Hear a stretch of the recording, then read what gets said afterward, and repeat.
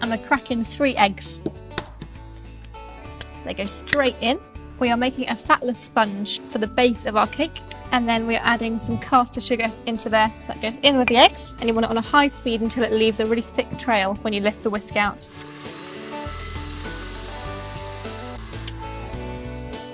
So our eggs and our sugar have been whipping for about 8 minutes. Sieve into the bowl our flour and cocoa powder.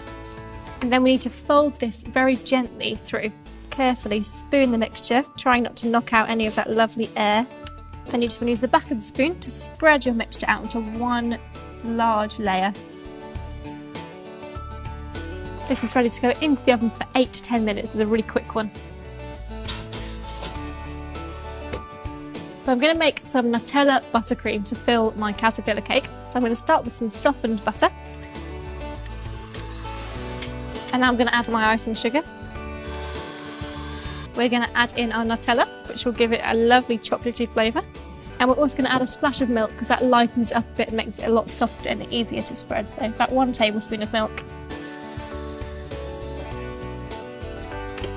You should have a beautifully smooth buttercream that looks like this. So my cake has come out of the oven. It's still quite hot, but I've left it to cool for about 3 to 4 minutes. So I'm going to flip out the cake onto a piece of parchment which has got sugar on it.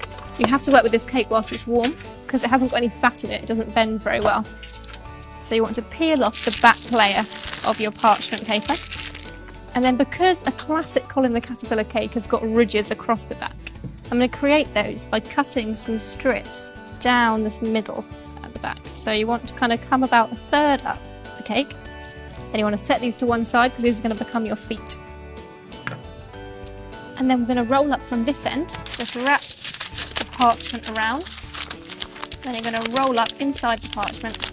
I'm just going to slice up some of these pieces that I've cut off into the feet of Colin. So we need 6 feet.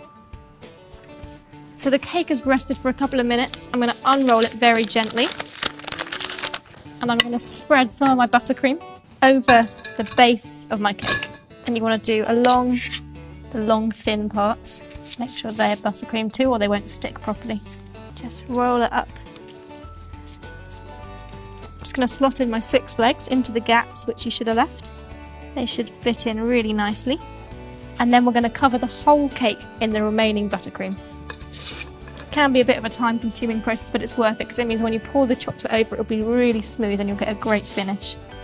So it's ready to go into the fridge for about half an hour just so it chills down really well, and then when you pour the chocolate over, it will stick really nicely.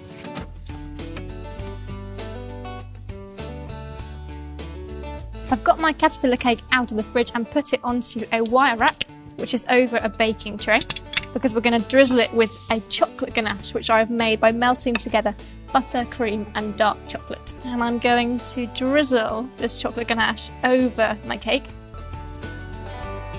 And now the last thing to do is to decorate with some Smarties, and I've made a little caterpillar face out of some white chocolate which I've piped, and then just put some Smarties on the front.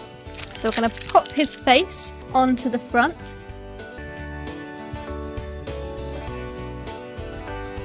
And then this is ready to enjoy, to serve at a kid's party or an adult's party because everyone loves Colin the Caterpillar.